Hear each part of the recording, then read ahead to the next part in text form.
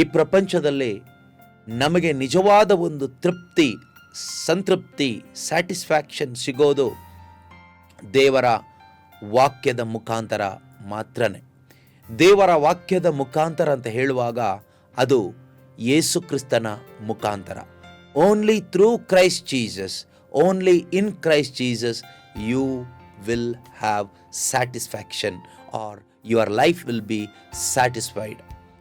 You cannot be satisfied in anything else or anybody else. ಬೇರೆ ಯಾವುದರಿಂದಲೂ ಯಾರಿಂದಲೂ ನಮಗೆ ಸಂಪೂರ್ಣವಾದ ಸಂತೃಪ್ತವಾದ ಒಂದು ಜೀವನವನ್ನು ಜೀವಿಸಲಿಕ್ಕೆ ಸಾಧ್ಯ ಇಲ್ಲ. ದೇವರು ಇಟ್ಟಿರ್ತಕ್ಕಂಥ ಏಕೈಕ ದಾರಿ, the one and only way for our complete satisfaction is Jesus. Jesus Christ is the only way for all people's satisfaction here on earth. ಈ ಭೂಮಿಯಲ್ಲಿ ಸಕಲ ಮಾನವರ ಸಂತೃಪ್ತಿಗಾಗಿ ದೇವರಿಟ್ಟಿರುವ ಏಕೈಕ ದಾರಿ ಯೇಸು ಕ್ರಿಸ್ತರಾಗಿದ್ದಾರೆ. ಇಂದು ನಾವು ಆ ದಾರಿಯಲ್ಲಿ ನಡೆಯುವಾಗ ನಮ್ಮ ಜೀವಿತಗಳು ಸಂತೃಪ್ತವಾಗ್ತದೆ. When we walk in that way, we will have satisfaction. How to walk in that way? ಆ ದಾರಿಯಲ್ಲಿ ನಡೆಯೋದು ಹೇಗೆ? Through the word of God. ದೇವರ ವಾಕ್ಯವನ್ನು ಕಲಿಯುವುದರ ಮುಖಾಂತರವಾಗಿ, knowing Christ Jesus through his word. ಅವರ ವಾಕ್ಯದ ಮುಖಾಂತರವಾಗಿ ಯೇಸು ಕ್ರಿಸ್ತನನ್ನು ಅರಿತುಕೊಳ್ಳುತ್ತಾ ಜೀವಿಸುವಾಗ ನಮ್ಮೊಬ್ಬೊಬ್ಬರ ಜೀವನಕ್ಕೆ ಬೇಕಾದ ಸ್ಯಾಟಿಸ್ಫ್ಯಾಕ್ಷನ್ ಸಿಗುತ್ತೆ. ಅದರಿಂದ ದೇವರು ನಮಗೆ ಕೊಟ್ಟಂತಹ ಈ ಒಂದು ಸುಂದರವಾದ ಅವಕಾಶ, ಇದನ್ನು ಉಪಯೋಗಿಸಿಕೊಂಡು ನಾವು ಇನ್ನೂ ಹೆಚ್ಚಾಗಿ ಯೇಸು ಕ್ರಿಸ್ತರನ್ನು ಅರಿತುಕೊಳ್ಳಲು, ನಮ್ಮ ಜೀವಿತವನ್ನು ಇನ್ನೂ ಹೆಚ್ಚು ಸಂತೃಪ್ತವಾಗಿಸಿಕೊಳ್ಳಲು ನಾವು ಪ್ರಯತ್ನ ಪಡೋಣ.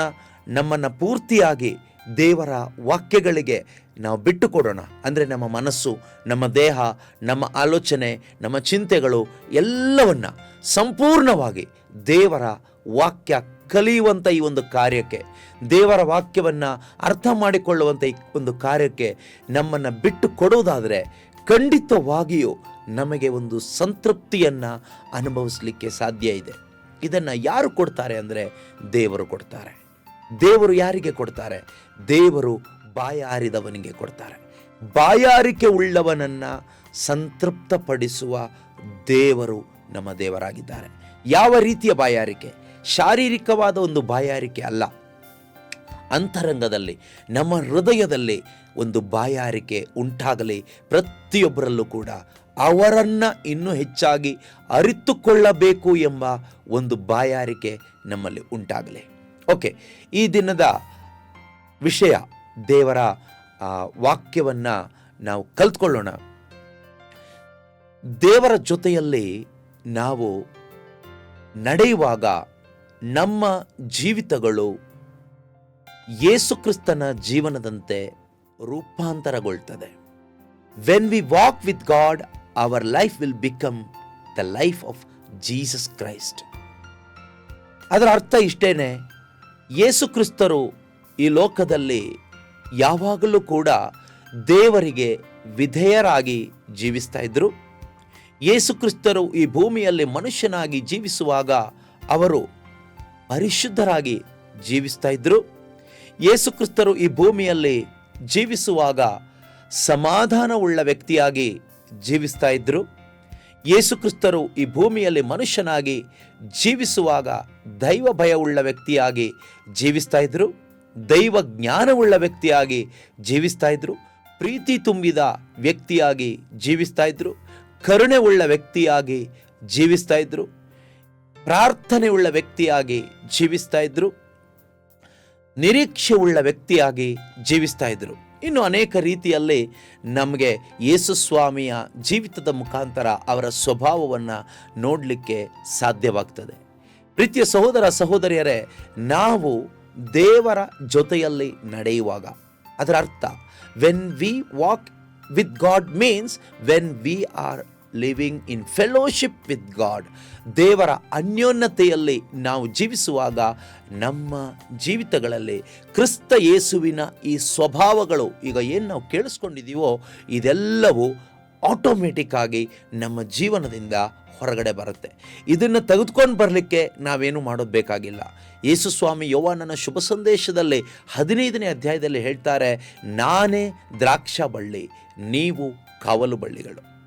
ದ್ರಾಕ್ಷ ಬಳ್ಳಿ ಯೇಸು, ಆ ದ್ರಾಕ್ಷ ಬಳ್ಳಿಯ ಕವಲು ಬಳ್ಳಿಗಳು ನಾವೊಬ್ಬೊಬ್ಬರು ಕೂಡ. ಮೂಲ ಬಳ್ಳಿ ಯೇಸು, ಕವಲು ಬಳ್ಳಿ ನಾವು. Jesus is the vine and we are the branches.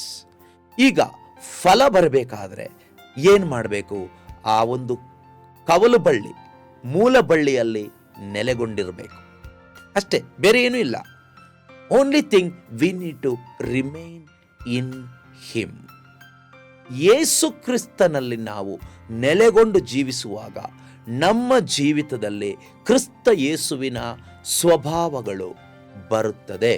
ಅದಕ್ಕೋಸ್ಕರ ನಾವು ವಿಶೇಷವಾಗಿ ಏನಾದರೂ ಪ್ರಾರ್ಥನೆ ಮಾಡಬೇಕಾ, ವಿಶೇಷವಾಗಿ ಏನಾದರೂ ಕಾರ್ಯ ಮಾಡಬೇಕಾ ಕೇಳಿದರೆ ಯಾವುದೇ ವಿಶೇಷ ಕಾರ್ಯ ಇಲ್ಲ. ಒಂದೇ ಒಂದು ಕಾರ್ಯ ಮಾಡಿದರೆ ಸಾಕು. ಯೇಸು ಆಗಿರುವ ಮೂಲ ಬಳ್ಳಿಯಲ್ಲಿ ಕವಲು ಬಳ್ಳಿಯಾಗಿರುವ ನಾನು ಸದಾಕಾಲ ನೆಲೆಗೊಂಡು ಜೀವಿಸಿದರೆ ಅಷ್ಟೇ ಸಾಕು. ಆಗ ನಮ್ಮ ಜೀವಿತದಲ್ಲಿ ಏನು ಬರುತ್ತೆ? ಕ್ರಿಸ್ತ ಯೇಸುವಿನ ಸ್ವಭಾವ ನಮ್ಮ ಜೀವನದಲ್ಲಿ ಬರುತ್ತೆ. ಈಗ ನೀವು ಕೇಳ್ಬೋದು, ಇದೆಲ್ಲ ಯಾಕೆ ಬೇಕು? ಯಾಕೆ ಬೇಕು ಅಂದರೆ ನಮಗೆ ಸ್ಯಾಟಿಸ್ಫ್ಯಾಕ್ಷನ್ ಬೇಕಲ್ವಾ, ಜೀವನದಲ್ಲಿ ನೆಮ್ಮದಿ ಬೇಕಲ್ವಾ, ಜೀವನದಲ್ಲಿ ಸಮಾಧಾನ ಬೇಕಲ್ವಾ. ಎಷ್ಟೋ ಜನ ಹುಡುಕ್ತಾ ಇದ್ದಾರೆ, I want peace of mind, I want true joy in life, I want true satisfaction in life. ಎಲ್ಲರೂ ಹುಡುಕಾಟದಲ್ಲಿದ್ದಾರೆ. ನೀವು ಹುಡುಕಾಡ್ತಾ ಇರ್ಬೋದು. ನೀವು ನಿಮ್ಮ ಜೀವಿತದಲ್ಲಿ ಸಮಾಧಾನಕ್ಕೋಸ್ಕರ ಅನೇಕ ಕಾರ್ಯಗಳನ್ನು ನೀವು ಮಾಡ್ತಾ ಇರ್ಬೋದು, ಆನಂದಕ್ಕೋಸ್ಕರ ಅನೇಕ ಕಾರ್ಯಗಳನ್ನು ನೀವು ಮಾಡ್ತಾ ಇರ್ಬೋದು, ಯೋಜನೆಗಳನ್ನು ಕೈಗೊಂಡಿರ್ಬೋದು, ಅಥವಾ ಒಂದು ಸಂತೃಪ್ತವಾದ ಜೀವನ ಜೀವಿಸಲಿಕ್ಕೆ ಅನೇಕ ಪ್ಲ್ಯಾನ್ಗಳನ್ನು ನೀವು ಹಾಕಿಕೊಂಡಿರ್ಬೋದು. ಪ್ರೀತಿಯ ಸಹೋದರ ಸಹೋದರಿಯರೇ, ನಾವು ಮಾಡಿಕೊಂಡ ಯಾವ ಕಾರ್ಯದಿಂದಲೂ ನಮ್ಮ ಪ್ಲ್ಯಾನ್ನಿಂದ ನಮಗೊಂದು ಸಮಾಧಾನಕರವಾದ, ತೃಪ್ತಿಕರವಾದ, ಆನಂದ ಭರಿತವಾದ ಜೀವನ ಸಿಗೋದಿಲ್ಲ. ಅದು ಹೇಗೆ ಸಿಗ್ತದೆ? ಅದು ಯೇಸು ಕ್ರಿಸ್ತನಲ್ಲಿ ನಾನು ಮತ್ತು ನೀವು ನೆಲೆಗೊಂಡು ಜೀವಿಸುವಾಗ ಸಿಗುವಂಥದ್ದಾಗಿದೆ. Only through Christ, only in Christ we will have 100% satisfaction. ಬೇರೆ ಎಲ್ಲೂ ಕೂಡ ನಮಗೆ ಸಿಗೋದಿಲ್ಲ ಪ್ರೀತಿಯ ಸಹೋದರ ಸಹೋದರಿಯರೇ. ಅದರಿಂದ ಪ್ರತಿಯೊಬ್ಬ ಮನುಷ್ಯನಿಗೂ ಈ ಲೋಕದಲ್ಲಿ ಜೀವಿಸಬೇಕಾದ್ರೆ ಒಂದು ಸಮಾಧಾನ ಅನ್ನೋದಿರಬೇಕು, ಸಂತೃಪ್ತಿ ಅನ್ನೋದಿರಬೇಕು. ಅದು ಇಲ್ಲದೆ ಹೋದಾಗ ಮನುಷ್ಯ ಏನಾಗ್ತಾನೆ? ಹುಚ್ಚನಾಗ್ತಾನೆ, ಅಪ್ಸೆಟ್ ಆಗ್ತಾನೆ, ಮನೋರೋಗಿ ಆಗ್ತಾನೆ, ಶರೀರದಲ್ಲಿ ರೋಗ ಬರ್ತದೆ, ಅನೇಕ ರೀತಿಯ ಕೆಟ್ಟ ಚಟಗಳಿಗೆ ಬಲಿಯಾಗ್ತಾನೆ, ದ್ವೇಷ, ಹಗೆತನ, ಹೊಟ್ಟೆ ಕಿಚ್ಚು ಮುಂತಾದವುಗಳಿಗೆ ಒಳಗಾಗ್ತಾನೆ. ಜೀವನ ಹಾಳಾಗಿ ಹೋಗ್ತದೆ. ಇಂದು ಎಷ್ಟೋ ಜನರ ಜೀವನ ಆ ರೀತಿಯಲ್ಲಿದೆ. ಸರಿಪಡಿಸ್ಕೊಳ್ಳಿಕ್ಕೆ ಅನೇಕ ಪ್ರಯತ್ನಗಳನ್ನು ಮಾಡ್ತಾರೆ, ಮಾನುಷಿಕವಾಗಿ ಮತ್ತು ಧಾರ್ಮಿಕವಾಗಿ. ಧಾರ್ಮಿಕವಾಗಿ ಅಂತ ಹೇಳುವಾಗ ಅನೇಕ ಪ್ರಾರ್ಥನೆಗಳನ್ನು ಮಾಡ್ತಾನೆ. ಯಾವುದೆಲ್ಲ ಧರ್ಮ ಇದೆಯೋ ಈ ಪ್ರಪಂಚದಲ್ಲಿ, ಜಾತಿ, ಧರ್ಮ, ಮತಗಳು, ಅವುಗಳ ರೀತಿ ನೀತಿಗಳನ್ನು, ಸಂಪ್ರದಾಯಗಳನ್ನು ಅನುಸರಣೆ ಮಾಡ್ತಾನೆ. ಮಾತ್ರವಲ್ಲ, ಮಾನುಷಿಕವಾದ, ಪ್ರಾಪಂಚಿಕವಾದ ರೀತಿಯಲ್ಲೂ ಕೂಡ ಪ್ರಯತ್ನ ಮಾಡ್ತಾನೆ.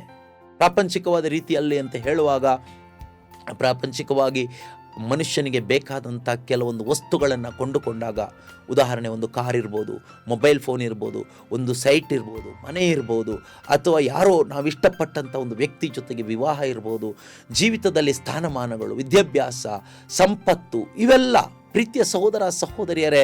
ಆದರೆ ಇದು ಯಾವುದರಲ್ಲೂ ಮನುಷ್ಯನು ಸಂಪೂರ್ಣ ಸಂತೃಪ್ತನಾಗಲಿಕ್ಕೆ ಸಾಧ್ಯ ಇಲ್ಲ.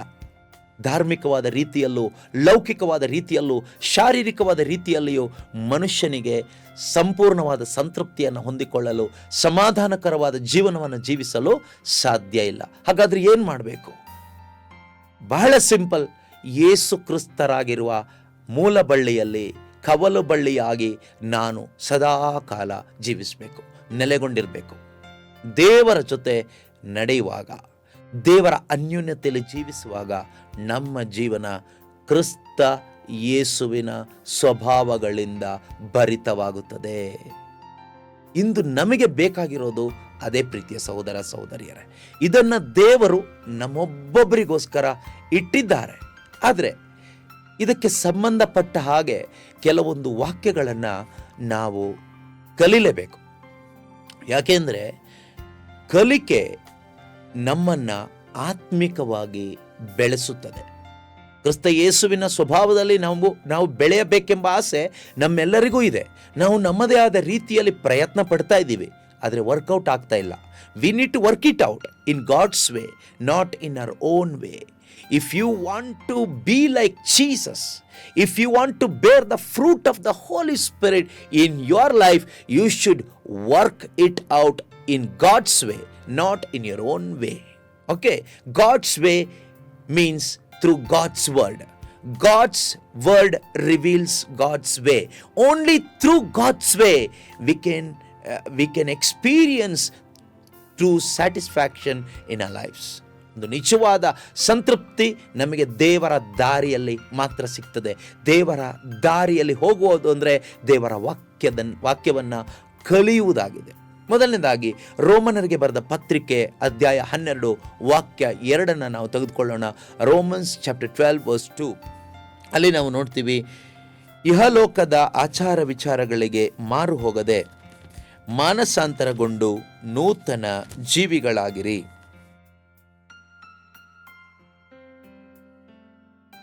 ಆಗ ನೀವು ದೇವರ ಚಿತ್ತಾನುಸಾರ ಯಾವುದು ಉತ್ತಮವಾದದ್ದು, ಯಾವುದು ಉನ್ನತವಾದದ್ದು, ಯಾವುದು ಉತ್ಕೃಷ್ಟವಾದದ್ದು ಎಂಬುದನ್ನು ಅರಿತುಕೊಳ್ಳುವಿರಿ. You will be able to discern what is the perfect will plan of God. ನಾವು ಇಂಗ್ಲಿಷ್ ಭಾಷೆಯಲ್ಲಿ ನೋಡೋಣ, NRSV ಟ್ರಾನ್ಸ್ಲೇಷನ್ ಅಲ್ಲಿ ನೋಡೋಣ. Do not be conform to this world, but be transformed by the renewing of your minds, so that you may discern what is the will of God, what is good and acceptable and perfect. ಇಲ್ಲಿ 2-3 words, 2-3 words we need to underline. First thing, transformed. Second things, renewal. Third one is will of God. God's will or God's plan will be revealed to us by the renewing of our mind. If you do not renew your mind with the word of God, you cannot understand the will of God in your life. It is very, very important, and many people are failed to understand this truth of God's word. ದೇವರ ವಾಕ್ಯದ ಈ ಸತ್ಯವನ್ನು ಅರ್ಥ ಮಾಡಿಕೊಳ್ಳಲು ಅನೇಕರು ವಿಫಲರಾಗಿರುವುದರಿಂದ, ಸೋತು ಹೋಗಿರುವುದರಿಂದ ಅವರ ಜೀವಿತದಲ್ಲಿ ದೇವರ ಚಿತ್ತವನ್ನು ಕಂಡುಕೊಳ್ಳಲಾಗದೆ ಸೋಲಿನಲ್ಲಿ, ಸಂಕಟದಲ್ಲಿ, ನಿರಾಶೆಯಲ್ಲಿ, ದುಃಖದಲ್ಲಿ ಅನೇಕರು ಇವತ್ತು ಬದುಕ್ತಾ ಇದ್ದಾರೆ. ಈ ಒಂದು ಸಂದೇಶವನ್ನು ಆಲಿಸುತ್ತಿರುವ ನಿಮ್ಮಲ್ಲಿ ಯಾರಾದರೂ ಕೂಡ ಈ ರೀತಿ ಒಂದು ದುಃಖದಲ್ಲಿ, ನಿರಾಶೆಯಲ್ಲಿ, ಸಂಕಟದಲ್ಲಿ, ಬೇಸರದಲ್ಲಿ ಇದ್ದರೆ ನೀವು ಮಾಡಬೇಕಾಗಿರ್ತಕ್ಕಂಥ ಮೊದಲನೇ ಕಾರ್ಯ ಇಲ್ಲಿ ದೇವರ ವಾಕ್ಯ ನಮಗೆ ಹೇಳ್ತದೆ, do not be conform to this world. ಇಹಲೋಕದ ಆಚಾರ ವಿಚಾರಗಳಿಗೆ ಮಾರು ಹೋಗಬೇಡಿ, but be transformed by the renewing of your mind. Transformed by the renewing of your mind. ಈಗ ಟ್ರಾನ್ಸ್ಫಾರ್ಮೇಷನ್ ಹೇಗೆ ಬರ್ತದೆ? ಈ ಒಂದು ಟ್ರಾನ್ಸ್ಫಾರ್ಮೇಷನ್ ಅಂದರೆ ಮಾನಸಾಂತರಗೊಂಡು ನೂತನವಾಗುವುದು, ಒಂದು ರೂಪಾಂತರಗೊಳ್ಳುವುದು. ಹೇಗೆ ಸಾಧ್ಯ? How this transformation takes place? By the renewing of the mind. We need to renew our mind with the word of God every single day or always. ಯಾವಾಗಲೂ ನಾವು ನಮ್ಮ ಮನಸ್ಸನ್ನು ನವೀಕರಣಗೊಳಿಸುತ್ತಾ ಇರಬೇಕು. ಹೇಗೆ?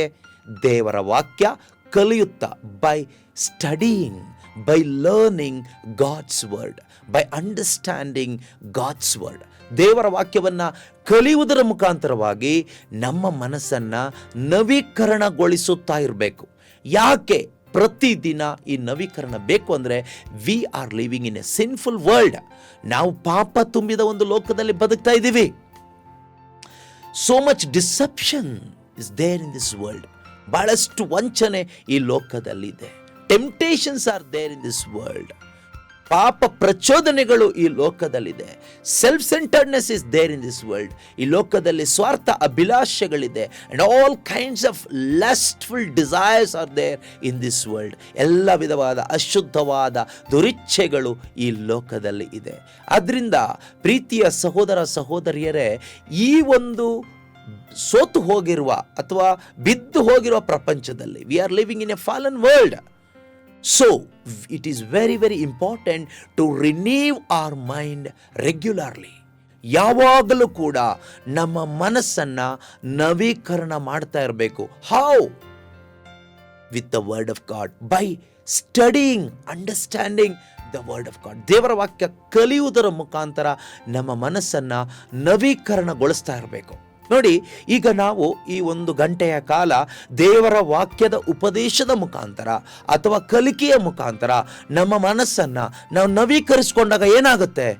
ನವೀಕರಿಸಿಕೊಂಡಾಗ ನಮ್ಮ ಮನಸ್ಸಿನಲ್ಲಿ ಸಂತೋಷ ಬರುತ್ತೆ, ನಮ್ಮ ಮನಸ್ಸಿನಲ್ಲಿ ಆನಂದ ಬರುತ್ತೆ, ನಮ್ಮ ಲೈಫ್ಗೆ ಒಂದು ಡೈರೆಕ್ಷನ್ ಸಿಗುತ್ತೆ.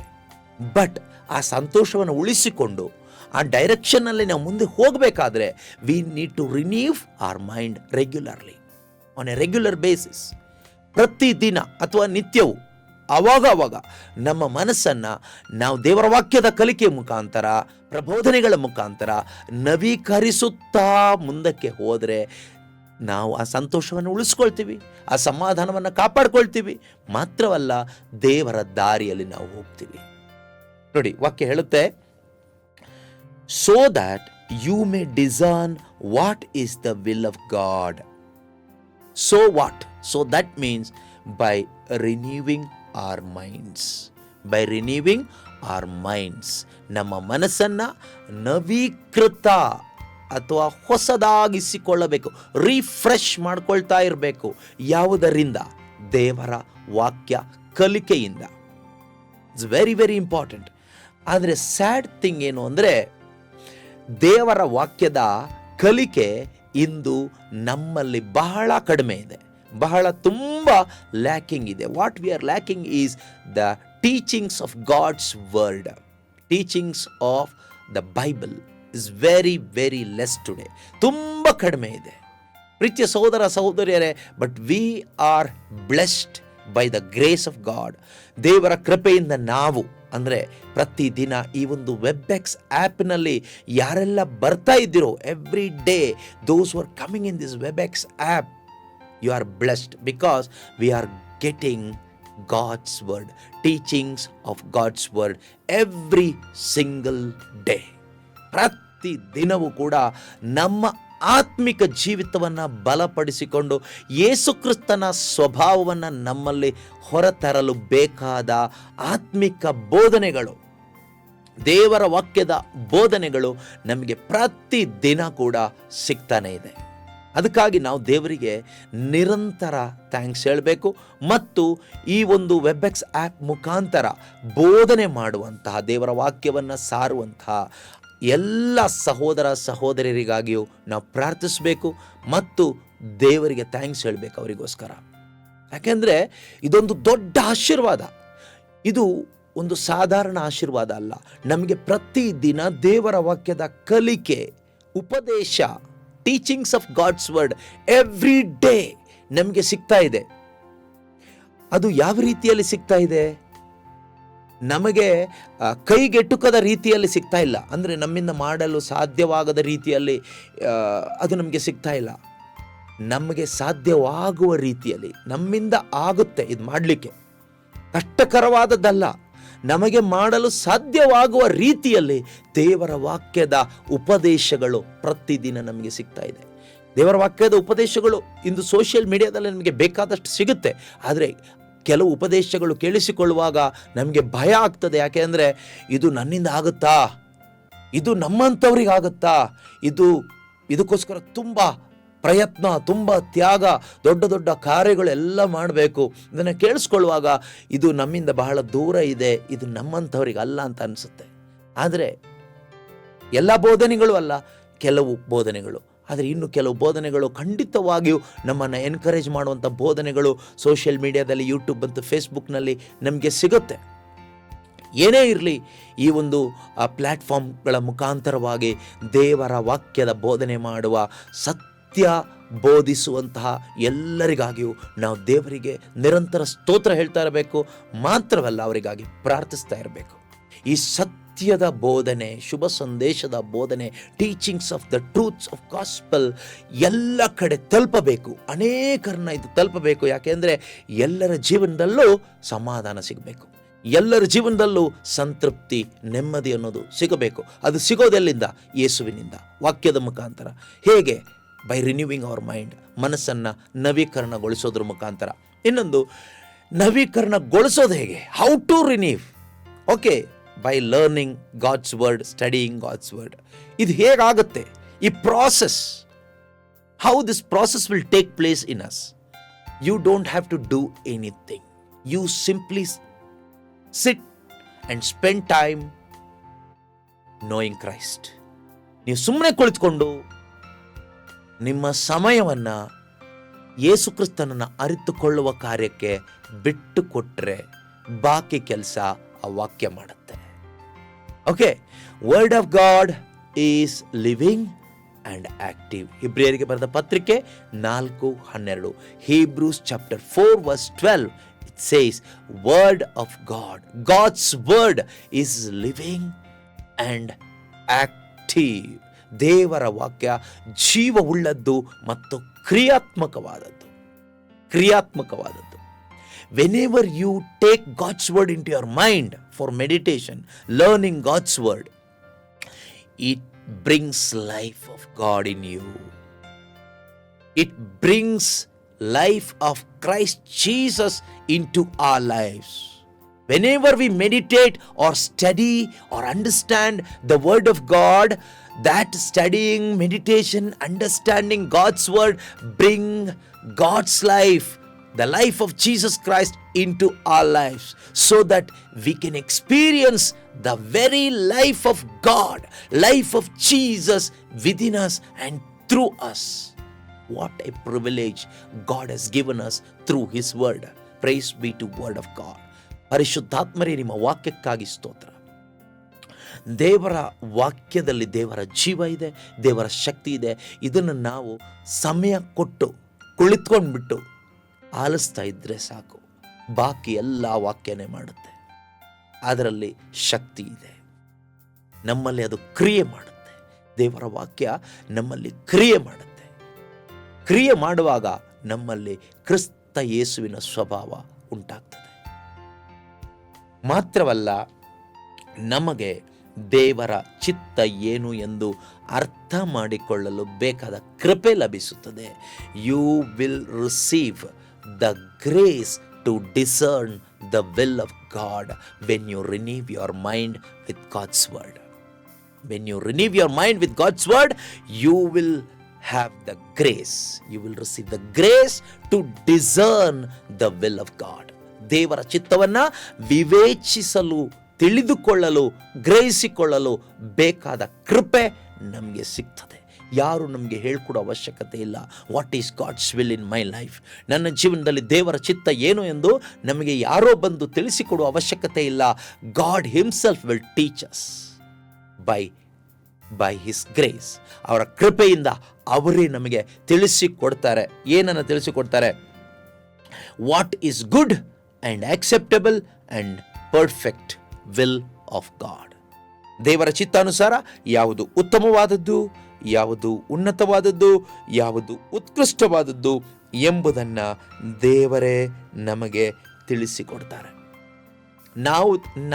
ನಾವು ಬೇರೆ ರೀತಿಯಲ್ಲಿ ತಿಳ್ಕೊಳ್ಳಿಕ್ಕೆ ಹೋದರೆ ಹಾಳಾಗಿ ಹೋಗ್ತೀವಿ. That means we will be deceived. If you try to know God's will in any other way, you will be deceived and you will be destroyed. You will fail to know God's will. It's very important. Take care. ನೀವು ಈ ವಿಷಯದಲ್ಲಿ ಎಚ್ಚರಿಕೆ ವಹಿಸಬೇಕು. ದೇವರ ಚಿತ್ತವನ್ನು ಅರಿತುಕೊಳ್ಳಲಿಕ್ಕೆ ಬೇರೆ 108 ದಾರಿಗಳಿದೆಯಾ ಕೇಳಿದರೆ ಇಲ್ಲ ಇಲ್ಲ ಇಲ್ಲ. ದೇವರ ಚಿತ್ತವನ್ನು ಅರಿತುಕೊಳ್ಳಲಿಕ್ಕೆ ಇರುವ ಏಕೈಕ ದಾರಿ ದೇವರ ವಾಕ್ಯದ ಮುಖಾಂತರ. That is the best way to discern, to know God's will, God's perfect will in your life. ಅದರಿಂದ ವಂಚನೆಗೆ ಒಳಗಾಗಬೇಡಿ. ದೇವರ ವಾಕ್ಯದ ಮುಖಾಂತರ ಅಂತ ಹೇಳುವಾಗ ದೇವರ ವಾಕ್ಯದ ಕಲಿಕೆಯ ಮುಖಾಂತರ, by the studying, understanding of God's word, you will come to know what is the perfect will of God. Is there any other way to know God's perfect will in your life? No no no. Do not be deceived. My dear brother, my dear sister, there are many ways to know God's will. People will say like that. There are many ways to know God's will. No, there is only one way to know God's will, that is through Jesus Christ, that is through word of God. Jesus and word are same. ಯೇಸು ಮತ್ತು ವಾಕ್ಯ ಒಂದನೇ. ಅದರಿಂದ ಅನೇಕ ದಾರಿಗಳಿದೆ ದೇವರ ಚಿತ್ತವನ್ನು ಅರಿತುಕೊಳ್ಳಲಿಕ್ಕೆ ಅಂತ ಯಾರಾದರೂ ಹೇಳಿದರೆ ದಯವಿಟ್ಟು ನಂಬಬೇಡಿ, ಮೋಸ ಹೋಗಬೇಡಿ. ದೇವರ ಚಿತ್ತವನ್ನು ಅರಿತುಕೊಳ್ಳಲಿಕ್ಕಿರುವ ಏಕೈಕ ಉತ್ತಮವಾದ ದೇವರೇ ಇಟ್ಟಿರುವ ದಾರಿ ಯೇಸು ಕ್ರಿಸ್ತರಾಗಿದ್ದಾರೆ. ಅಂದರೆ ದೇವರ ವಾಕ್ಯವಾಗಿದೆ. ವಾಕ್ಯದ ಮುಖಾಂತರ ನಮಗೆ ದೇವರ ಚಿತ್ತವನ್ನು ಸರಿಯಾದ ರೀತಿಯಲ್ಲಿ ವಿವೇಚಿಸಲಿಕ್ಕೆ ಸಾಧ್ಯ ಇದೆ. ಅದರಿಂದ ನಾವು ಈ ಒಂದು ಕಾರ್ಯ ನಿರಂತರವಾಗಿ ಮಾಡ್ತಾ ಹೋಗುವಾಗ ಪ್ರೀತಿಯ ಸಹೋದರ ಸಹೋದರಿಯರೇ, ನನ್ನ ಮತ್ತು ದೇವರ ಆ ಒಂದು ಫೆಲೋಶಿಪ್, ದೇವರ ಮತ್ತು ನನ್ನ ಅನ್ಯೋನ್ಯತೆ ಇದೆಯಲ್ವಾ, ಅದು ಸ್ಟ್ರಾಂಗ್ ಆಗ್ತಾ ಹೋಗುತ್ತೆ. So that I can walk with God every day. ಪ್ರತಿದಿನ ಈ ರೀತಿಯಲ್ಲಿ ನಾವು ದೇವರ ಜೊತೆಯಲ್ಲಿ ನಡಿಬಹುದು. But one thing, you cannot walk with God and walk with people at the same time. You cannot walk with God and walk with world at the same time. You cannot walk with God and walk with devil at the same time. Either you have to walk with God or you can walk with devil, world or people. You have to decide. God will never force you to walk with Him. He will always invite you, welcome you, request you to walk with Him. But devil always force you. Devil always force you. World always force you. People always force you to walk with them. So you need to decide whether I have to walk with God or walk with devil, world and people. Walking means fellowshipping. ನಡೆಯೋದು ಅಂದರೆ ಅನ್ಯೋನ್ಯತೆ. ನೀನು ದೇವರ ಜೊತೆಗೆ ನಡೀತೀಯಾ, ಲೋಕದ ಪಿಶಾಚಿಯ ಮನುಷ್ಯನ ಜೊತೆಯಲ್ಲಿ ನಡೀತೀಯಾ, ಅದು ನಿನ್ನ ತೀರ್ಮಾನಕ್ಕೆ ಬಿಟ್ಟಿದ್ದು. ನಾವು ತೀರ್ಮಾನ ಮಾಡಬೇಕು. ದೇವರು ಯಾರನ್ನೂ ಕೂಡ ಬಲಾತ್ಕಾರ ಮಾಡೋದಿಲ್ಲ. ನನ್ನ ಜೊತೆಗೆ ನೀನು ನಡಿ, ನನ್ನ ಅನ್ಯೋನ್ಯತೆಯಲ್ಲಿ ಇರುವಂಥ ಬಲಾತ್ಕಾರ ಮಾಡೋದಿಲ್ಲ, ಒತ್ತಾಯ ಮಾಡೋದಿಲ್ಲ. ಆದರೆ ವಿನಂತಿಸ್ತಾರೆ, ಕೇಳಿಕೊಳ್ತಾರೆ, ರಿಕ್ವೆಸ್ಟ್ ಮಾಡಿಕೊಳ್ತಾರೆ, ಬಯಸ್ತಾರೆ, ಆಸೆ ಪಡ್ತಾರೆ. ಆದರೆ ಲೋಕ ಹಾಗಲ್ಲ, ಪಿಶಾಚಿ ಹಾಗಲ್ಲ, ಮನುಷ್ಯರು ಹಾಗಲ್ಲ. ಅವರು ಡಿಮ್ಯಾಂಡ್ ಮಾಡ್ತಾರೆ, ಅವರು ಒತ್ತಾಯ ಮಾಡ್ತಾರೆ, ಅವರು ಬಲಾತ್ಕಾರ ಮಾಡ್ತಾರೆ. ಆದರೆ ಯೇಸು ಹಾಗೆ ಮಾಡಲ್ಲ, ದೇವರು ಹಾಗೆ ಮಾಡಲ್ಲ. That's the difference between world and God. ಲೋಕಕ್ಕೂ ದೇವರಿಗಿರುವ ದೊಡ್ಡ ವ್ಯತ್ಯಾಸ ಅದೇನೆ. ದೇವರು ಯಾವತ್ತೂ ನಮಗೆ ಚಾಯ್ಸ್ ಕೊಡ್ತಾರೆ, ನಮ್ಮ ಚಾಯ್ಸ್ ಮೇಲೆ ಅವರು ಕೈ ಹಾಕೋದಿಲ್ಲ. ಆಯ್ಕೆ ಕೊಡ್ತಾರೆ, ನಮ್ಮ ಆಯ್ಕೆ ಅಥವಾ ಸ್ವಾತಂತ್ರ್ಯದ ಮೇಲೆ ಅವರು ಕೈ ಹಾಕೋದಿಲ್ಲ. Because he loves us. ಅವರು ನಮ್ಮನ್ನು ತುಂಬ ಪ್ರೀತಿಸ್ತಾರೆ. ಆದರೆ ಲೋಕ ಹಾಗಲ್ಲ, ಪಿಶಾಚಿ ಹಾಗಲ್ಲ, ಮನುಷ್ಯರು ಹಾಗಲ್ಲ. They will try to attack your freedom. ನೀನು ನನ್ನನ್ನು ಪ್ರೀತಿಸಲೇಬೇಕು, ನೀನು ನನ್ನ ಜೊತೆ ಬರಲೇಬೇಕು, ನನಗಿಷ್ಟ ಇರೋದನ್ನು ನೀನು ಮಾಡಲೇಬೇಕು ಎಂದು ಹಠ ಮಾಡ್ತದೆ ಈ ಲೋಕ. ಅಂದರೆ ಮನುಷ್ಯರು, ಪಿಶಾಚಿ. ಹೇಗೆ? ಮನುಷ್ಯರ ಮುಖಾಂತರ. ಸೊ ನಾವೇನು ಮಾಡ್ತೀವಿ? ಅಲ್ಲಿ ನಾವು ದೇವರನ್ನ ಸೈಡಿಗೆ ಇಡ್ತೀವಿ, ಲೋಕದ ಜೊತೆ, ಮನುಷ್ಯರ ಜೊತೆ ನಾವು ನಡೀತೀವಿ. We will fail. ಅಲ್ಲಿ ನಾವು ಸೋತು ಹೋಗ್ತೀವಿ. ಅದರಿಂದ ಪ್ರೀತಿಯ ಸಹೋದರ ಸಹೋದರಿಯರೇ, ದೇವರ ಜೊತೆಯಲ್ಲಿ ನಡೆಯುವುದು ಎಂದರೆ ದೇವರ ಅನ್ಯೋನ್ಯತೆಯಲ್ಲಿ ಜೀವಿಸೋದು. ದೇವರ ಅನ್ಯೋನ್ಯತೆಯಲ್ಲಿ ಜೀವಿಸಲಿಕ್ಕೆ first step renewing our mind with the word of God. ಹಾಗೆ ನಾವು ಜೀವಿಸುವಾಗ ಪ್ರೀತಿಯ ಸಹೋದರ ಸಹೋದರಿಯರೇ, ನಮ್ಮ ಜೀವಿತದಲ್ಲಿ ಕ್ರಿಸ್ತ ಯೇಸುವಿನ ಸ್ವಭಾವಗಳು ಆಟೋಮ್ಯಾಟಿಕ್ ಆಗಿ ಬರಲಿಕ್ಕೆ ಶುರುವಾಗುತ್ತೆ. ಒಂದೇ ದಿನ 100ಕ್ಕೆ 100ರಷ್ಟು ನಾನು ಯೇಸು ಥರ ಆಗ್ತೀನಿ ಅಂದ್ಕೊಳ್ಳೋದಾದರೆ ಅದು ಭ್ರಮೆ, ಅದು ಸುಳ್ಳು. ಆದರೆ ದಿನದಿಂದ ದಿನಕ್ಕೆ day by day week by week, month by month, year by year, we will be like Jesus. More like Jesus. We'll be more like Jesus in our thoughts, in our decisions, in our behavior, in our lifestyle, in our prayer, in our relationships, in whatever we do. It will be like Jesus. We will reflect Jesus through our life to this world. ಕ್ರಿಸ್ತ ಯೇಸುವನ್ನು ಪ್ರತಿಬಿಂಬಿಸುವ ಕನ್ನಡಿಗಳು ನಾವಾಗ್ತೀವಿ. ಒಂದೇ ದಿನದಲ್ಲಿ ಆಗುತ್ತಾ ಕೇಳಿದರೆ ಖಂಡಿತ ಸಾಧ್ಯ ಆಗೋದಿಲ್ಲ. ಅನೇಕ ದಿವಸಗಳು, ವಾರಗಳು, ವರ್ಷಗಳು ನಿರಂತರವಾಗಿ ನಾವು ಮನಸ್ಸನ್ನು ನವೀಕರಣ ಮಾಡುತ್ತಾ ದೇವರ ಜೊತೆಯಲ್ಲಿ ನಡೆಯುವಾಗ ಖಂಡಿತವಾಗಿಯೂ 30ರಷ್ಟು, 60ರಷ್ಟು, 100ರಷ್ಟು ಫಲ ನಮ್ಮ ಜೀವಿತದಿಂದ ಖಂಡಿತವಾಗಲು ಬರುತ್ತೆ. ಇದನ್ನು ಭರಿಸುವವರು ಯಾರು ಕೇಳಿದರೆ ನಮ್ಮ ಒಳಗಡೆ ನಾವು ತುಂಬಿಸಿಕೊಂಡಿರುವ ಸತ್ಯದ ಅರಿವು. The knowledge of the truth which you have received in you. This knowledge of the truth, these convictions of the truth or God's word will produce the divine nature, the nature of Christ Jesus in us and through us. So, it's very important to renew our mind every day. ಅದರಿಂದ ನಮ್ಮ ಮನಸ್ಸನ್ನು ಪ್ರತಿದಿನ ನವೀಕರಿಸ್ಕೊಳ್ಳೋದು ತುಂಬ ಮುಖ್ಯ. Okay, ಇನ್ನೊಂದು ಯಾವ ರೀತಿಯಲ್ಲಿ ನಾವು ದೇವರ ಜೊತೆಯಲ್ಲಿ ನಡಿಬೋದು ಅನ್ನೋದನ್ನು ಒಂದೆರಡು ಪಾಯಿಂಟ್ಸ್ಗಳ ಮುಖಾಂತರವಾಗಿ ನಾವು ನೋಡೋಣ. ಮೊದಲನೇದಾಗಿ, making decisions to please only God. ದಾನಿಯೇಲನ ಗ್ರಂಥ 1ನೇ ಅಧ್ಯಾಯದಲ್ಲಿ ನಾವು ನೋಡ್ತೀವಿ, ಬುಕ್ ಆಫ್ ಡ್ಯಾನಿಯಲ್ ಚಾಪ್ಟರ್ 1. ಅಲ್ಲಿ ಅರಸ ನೆಬುಕದ್ನೇಸರ ಒಂದು ಆಫರ್ ಕೊಡ್ತಾನೆ. ಏನಂದರೆ, ಎಲ್ಲರಿಗೂ ರಾಜನ ಒಂದು ಔತಣ, ಭೋಜನ, ರಾಜ ಊಟ ಮಾಡುವ ಊಟ ಮತ್ತು ಅವನು ಕುಡಿಯುವಂಥ ಅಪಾನ, ದ್ರಾಕ್ಷಾರಸ 3 ವರ್ಷಗಳು ಅವನ ಸನ್ನಿಧಿ ಸೇವಕರಾಗಿ ಸೆಲೆಕ್ಟ್ ಆದವರಿಗೆ ಕೊಡಬೇಕು ಎಂಬ ಒಂದು ಆಜ್ಞೆ ಆಗ್ತದೆ. ಆದರೆ ದಾನಿಯೇಲ್ ಮತ್ತು ಆತನ ಸ್ನೇಹಿತರು ಶದ್ರಕ್, ಮೇಷಕ್, ಅಬೇದನೆಗೋ ಈ 4 ಮಂದಿ ಯುವಕರು ಏನು ಮಾಡ್ತಾರೆ ಅಂದರೆ, ಅವರೊಂದು ಡಿಸಿಷನ್ ಮಾಡ್ತಾರೆ. ಅವರ ಡಿಸಿಷನ್ ಏನಾಗಿತ್ತು? Not to eat royal food and defile ourselves. We are not ready to eat this royal food and deceive ourselves. We want to please God by eating what is pleasing to God. That was their decision. ಅವರ ತೀರ್ಮಾನ ಏನಾಗಿತ್ತು? ಈ ರಾಜ ಭೋಜನವನ್ನು ಉಂಡು ನಮ್ಮನ್ನು ಅಶುದ್ಧ ಮಾಡಿಕೊಳ್ಳದೆ ದೇವರು ಬಯಸುವ ಊಟವನ್ನು, ಸಾಧಾರಣ ಊಟವನ್ನು ಮಾಡಿ ದೇವರನ್ನ ನಾವು ಮಹಿಮೆ ಪಡಿಸಬೇಕು. That was their decision. ನಾವು ವಾಕ್ಯದಲ್ಲಿ ನೋಡೋಣ. ದಾನಿಯಲ್ನ ಗ್ರಂಥ, ಬುಕ್ ಆಫ್ ಡ್ಯಾನಿಯಲ್, ತೆಗಿರಿ. ದಾನಿಯಲ್ನ ಗ್ರಂಥ ಅಧ್ಯಾಯ 1ರಲ್ಲಿ 8ನೇ ವಾಕ್ಯ ಮಾತ್ರ ನೋಡೋಣ. ಬೇಕಾದರೆ ಮುಂದೆ ನಾವು ನೋಡೋಣ.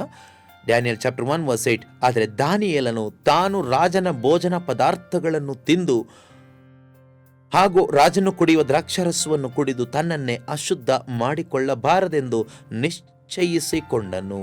ಏನು ಮಾಡಿಕೊಂಡ? ನಿಶ್ಚಯಿಸಿಕೊಂಡ, ಡಿಸೈಡ್ ಮಾಡಿದ. He made A strong decision in his heart. ಅವನ ಹೃದಯದಲ್ಲಿ ತೀರ್ಮಾನ ಮಾಡಿದ. ಅವನಿಗೆ ರಾಜನ ಸನ್ನಿಧಿ ಸೇವಕನಾಗುವ ಸೌಭಾಗ್ಯ ಮಿಸ್ ಆಗುತ್ತೋ ಇಲ್ವೋ ಅದು ಅವನಿಗೆ ಮ್ಯಾಟ್ರ್ ಅಲ್ಲ. ಅವನಿಗೆ ಬೇರೆ ಶಿಕ್ಷೆ ಸಿಗುತ್ತೋ ಗೊತ್ತಿಲ್ಲ, ಅದು ಅವನಿಗೆ ಮ್ಯಾಟ್ರ್ ಅಲ್ಲ. At any cost I want to please my God. I do not want to disappoint my God at any cost. ಯಾವುದೇ ಕಾರಣಕ್ಕೂ ನನ್ನ ದೇವರಿಗೆ ಬೇಜಾರು ಮಾಡಲಿಕ್ಕೆ ನನಗಿಷ್ಟ ಇಲ್ಲ. ಸೊ ಅದು ಅವನು ಮಾಡಿಕೊಂಡ ಒಂದು ತೀರ್ಮಾನ. ಸೊ ಈ ರೀತಿ ತೀರ್ಮಾನಗಳಿಲ್ಲದೆ ದೇವರ ಜೊತೆಗೆ ನಡಿಲಿಕ್ಕಾಗೋದಿಲ್ಲ. Without making decisions you cannot walk with God, you cannot have fellowship with God. So it is very, very important for every one of us to make the right decision. Making the decision based on love, based on God's word, based on God's standard is very, very important for each and every one of us to please God and bring glory to God and to walk with God. Without decision, you cannot walk with God. You cannot have fellowship with God. But one more thing you need to understand, when you try to walk with God, world will hate you. Notable point. When you try to walk with God, or when you try to be in fellowship with God, by pleasing God, by making decisions based on the word of God, what is the response of the world? World will hate you. World means your own people, your own family members, friends, relatives. World will hate you. Why? Not because you did something wrong, but because you did something right in the sight of God. When you do something right in the sight of God, the world will come against you. World means people of this world. It can be your family members, friends, relatives, or spouses, children, or anybody. They will come against you. What is the reason? The reason, you are in fellowship with God. They want to destroy that fellowship. The world hates you. For the sake of God's word, for the sake of Jesus, we need to keep that in our mind and continue our walk with God. Never lose that fellowship for the sake of the world, or for the sake of any other relationships, because the relationship with Jesus is the highest relationship than any other relationships in this world. ಈ ಲೋಕದಲ್ಲಿರುವ ಮಿಕ್ಕೆಲ್ಲ ಸಂಬಂಧಗಳಿಗಿಂತಲೂ ಉನ್ನತವಾದ, ಶ್ರೇಷ್ಠವಾದ, ಬೆಲೆ ಕಟ್ಟಲಾಗದ ಒಂದು ಸಂಬಂಧ ಯೇಸು ಕ್ರಿಸ್ತನ ಜೊತೆಗಿನ ಆ ಅನ್ಯೋನ್ಯತೆ. ಅದನ್ನು ಕಳೆದುಕೊಳ್ಬೇಡಿ ಬೇರೆ ಯಾವುದೋ ಲೋಕಲ್ ಚೀಪಾದ ಸಂಬಂಧಕ್ಕೋಸ್ಕರ. Okay, compared to this relationship, all other relationships are cheap only. Okay, ಅದು ಎಷ್ಟೇ ಒಳ್ಳೆ ಸಂಬಂಧ ಆಗಿರಲಿ ಲೋಕದ್ದು, ನಮಗೆ ಮುಖ್ಯ ಯೇಸು ಕ್ರಿಸ್ತನ ಸಂಬಂಧ. ಇನ್ನೊಂದು ವಿಷಯ, ಯೇಸುವಿನ ಜೊತೆಗೆ ಒಳ್ಳೆಯ ಸಂಬಂಧ ಇದ್ದರೆ ನಮಗೆಲ್ಲರ ಜೊತೆಗೂ ಒಳ್ಳೆಯ ಸಂಬಂಧಗಳನ್ನ ಇಟ್ಕೊಳ್ಳಲಿಕ್ಕೆ ಸಾಧ್ಯ ಇದೆ. If your relationship with Jesus is good, if you have a good relationship with God, you can have a good relationship with others also. ಬೇರೆಯವ್ರ ಜೊತೆಯಲ್ಲೂ ಒಳ್ಳೆಯ ಸಂಬಂಧಗಳನ್ನ ನಮಗೆ ಇಟ್ಕೊಳ್ಳಿಕ್ಕಾಗ್ತದೆ. ಅವ್ರು ಇಟ್ಕೊಳ್ದೇ ಇರ್ಬೋದು, ನಮಗೆ ಇಟ್ಕೊಳ್ಳಿಕ್ಕಾಗ್ತದೆ. they may not have good relationship with you, but you can have a good relationship with everybody, even with your enemies. ನಿಮ್ಮ ಶತ್ರುಗಳ ಜೊತೆಯಲ್ಲಿಯೂ ಒಳ್ಳೆಯ ಸಂಬಂಧವನ್ನು ಇಟ್ಕೊಳ್ಳಿಕ್ಕೆ ಸಾಧ್ಯ ಆಗ್ತದೆ. ಅವ್ರು ನಿಮ್ಮ ಜೊತೆಗೆ ಸಂಬಂಧಕ್ಕೆ ಬಾರದೇ ಇರ್ಬೋದು, ಬಟ್ ಯು ಕ್ಯಾನ್ ಹ್ಯಾವ್, ನಿಮ್ಮಿಂದ ಸಾಧ್ಯ ಇದೆ. What gives you the strength to have a good relationship, a fellowship with your enemies? It is the fellowship of Jesus Christ. ಕ್ರಿಸ್ತ ಯೇಸುವಿನ ಅನ್ಯೋನ್ಯತೆಯ ಒಂದು ಬಲವಾಗಿದೆ ನಮಗೆ ಶತ್ರುಗಳನ್ನು ಪ್ರೀತಿಸಲಿಕ್ಕೂ, ಕ್ಷಮಿಸಲಿಕ್ಕೂ, ಅವರ ಜೊತೆಗೆ ಹೋಗಲಿಕ್ಕೂ, ಅವ್ರನ್ನ ಭೇಟಿ ಆಗಲಿಕ್ಕೂ, ಅವ್ರ ಜೊತೆಗೆ ಮಾತಾಡಲಿಕ್ಕೂ ಬಲ ಕೊಡುವಂಥದ್ದು ಬೇರೆ ಯಾವುದೂ ಅಲ್ಲ. It is the power of God's love, ದೇವರ ಪ್ರೀತಿ, ದೇವರ ಅನ್ಯೋನ್ಯತೆಯಿಂದ ನಮ್ಮಲ್ಲಿ ಬರುವಂತಹ ಆ ಪ್ರೀತಿಯಾಗಿದೆ, ಅದಕ್ಕೆ ಬಲ ಕೊಡುವಂಥದ್ದು. ಅದರಿಂದ never lose your relationship with God.